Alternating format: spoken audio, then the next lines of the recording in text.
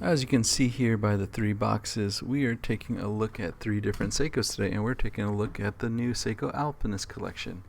So we got the SPB503, 507, and 505.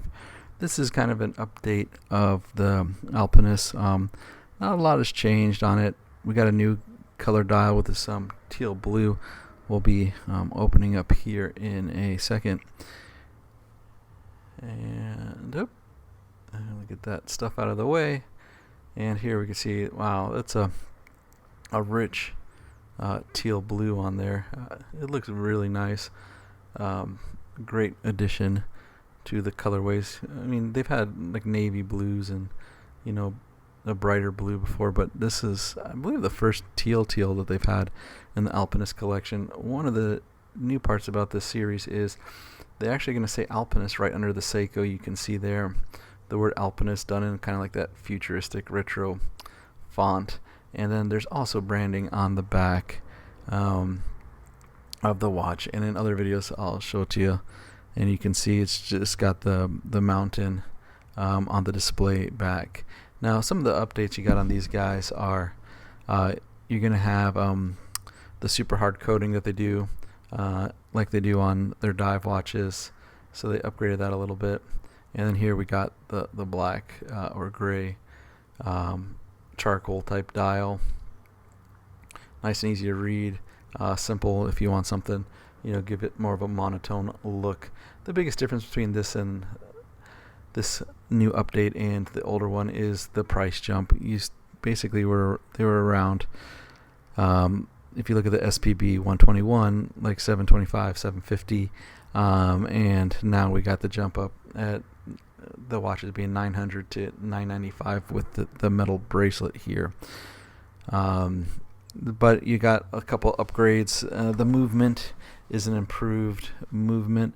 The cases are still 39.5 millimeter, and they kept the water resistance at 200 meters. So no downgrade here, just some upgrades. And like I said, it's the first time an Alpinist has the branding of the name actually on the dial. So pretty cool over here. Now this green colorways is the tradition of the cult classic SARB017, which was continued with the SPB121, and now they've updated it again. And this new model is the SPB507.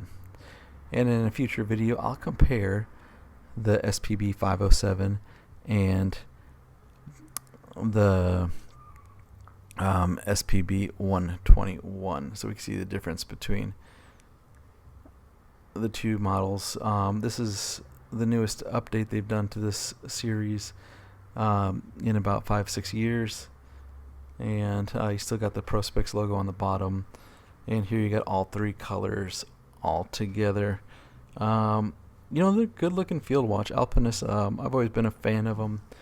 You know, they're a little bit smaller on the Seiko side of things, 39.5 millimeters, but it seems like Seiko's kind of gearing towards smaller watch case sizes and stuff as of late. You know, you'll see trends like they'll go bigger, then they'll go smaller.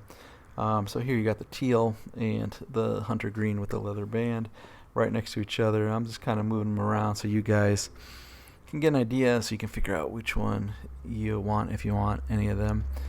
And here we got the gray charcoal dial on here, and then we'll take them out of the box and kind of put them right next to each other in a second. And there's the gray and the green dial. So here, let's get them out, and with movie magic, oh, look at that. Here we got them all lined up here. You know, it's hard to light them without getting the glare on them, but here you can get an idea of how the three look. So what I was saying is, you've got the biggest deal is the new movement in here, and none of these are limited editions. These are all kind of like the standards. They're going to be replacing the current Alpinists. The current Alpinists are still available, but they're probably going to be replaced by this new updated version of them. So that means if you want to get you know, a more inexpensive Alpinist, I'd go ahead and go buy yours now, because they're going up in price, as you can see here with this new series.